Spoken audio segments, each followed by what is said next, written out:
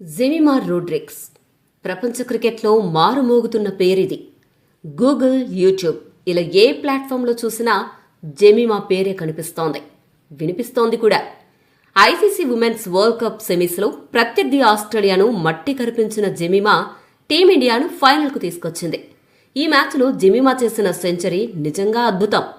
ఈ ఒక్క ఇన్నింగ్స్తో women's cricket సత్తా యావత్ దేశానికి తెలిసి వచ్చింది. ఇప్పుడంతా జెమిమా గురించే మాట్లాడుతున్నారు, కానీ జెమిమా మాత్రం ఈ క్రెడిట్ అంతా దేవుడికే ఇస్తోంది. యేసుక్రీస్తు మీద విశ్వాసం అంటే కేవలం మాటల్లో చెప్పే విషయం కాదు. అది మనలోని భయాన్ని ధైర్యంగా మార్చే శక్తి. ఆ విశ్వాసం మన జీవితంలో ఎప్పుడో ఒకసారి మనకు అద్భుతాలు చూపిస్తుంది. ఆకాశం మేఘాలతో నిండిపోయినా దేవుడు ఉన్నాడనే నమ్మకం మనలో వెలుగును పుట్టిస్తుంది. క్రికెట్ గ్రౌండ్లో చెమటలు చిందించే జెమిమా రోడ్రిగ్స్ కూడా అదే నమ్మకాన్ని తన గుండెల్లో ఉంచుకుంది. ఆ విశ్వాసమే జెమిమా రోడ్రిగ్స్ హృదయంలో ఒక జ్వాలగా వెలిగింది. ప్రపంచమంతా ఒత్తిడితో కదలాడుతున్న సమయంలో ఆమె మనసు మాత్రం ప్రశాంతంగా ఉంది. ఎందుకంటే ఆమెకు తెలుసు, తన కోసం దేవుడు పోరాడుతున్నాడు అని. యేసు పేరును ఉచ్చరించిన ప్రతిసారి ఆమె బ్యాట్లో కొత్త శక్తి చేరింది, కళ్ళలో కొత్త వెలుగు కనిపించింది. ప్రతి బంతిని ఎదుర్కొన్నప్పుడు ఆమె కళ్ళలో భయం కాదు, ప్రార్థన మెరుస్తోంది. ఆ విశ్వాసమే ఆమె చేతిలోని సాధారణ బ్యాట్ను దివ్యాయుధంగా మార్చింది. ఆ విశ్వాసమే ఆమె చెమటను విజయపు సువాసనగా మార్చింది. జెమిమా ఆట ఓ విషయాన్ని చెప్తోంది: మనం దేవునిపై నమ్మకం ఉంచితే ఆకాశమే మన కోసం కదులుతుందని స్పష్టం చేస్తోంది. ఇండియా, ఆస్ట్రేలియా మధ్య జరిగిన మ్యాచ్తో ముంబైలోని డివై పాటిల్ స్టేడియం ఒక పుణ్యక్షేత్రంలా మారింది. ప్రేక్షకుల కేకలు, కెమెరాల మెరుపులు, ఆకాశాన్ని తాకే అంచనాలతో ఈ వేదిక అద్భుతానికి సాక్ష్యంగా నిలిచింది. భారత్ ముందు ఉన్న లక్ష్యం 339 పరుగులు. విమెన్స్ క్రికెట్లో ఇది అసాధ్యం అనిపించే సంఖ్యే, కానీ దేవుని మీద నమ్మకం ఉన్నవారికి అసాధ్యం అనేది ఉండదు.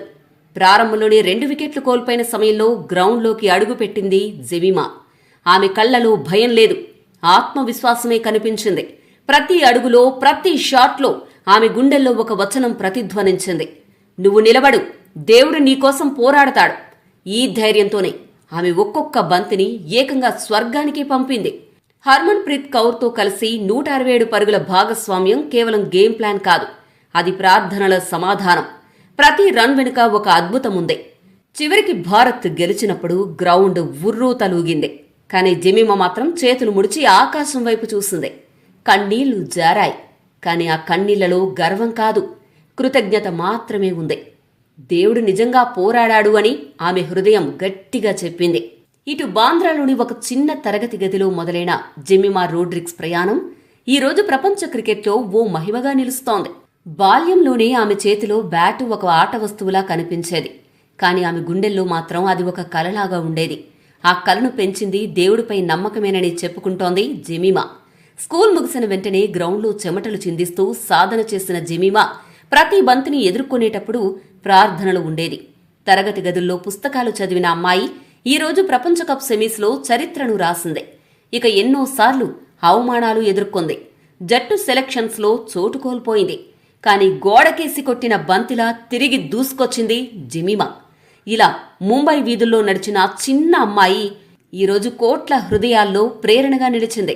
మన కలలకు దేవుడిపై నమ్మకం తోడైతే అద్భుతాలు జరుగుతాయని చెప్పడానికి జెమిమా జీవితమే ప్రత్యక్ష సాక్ష్యం.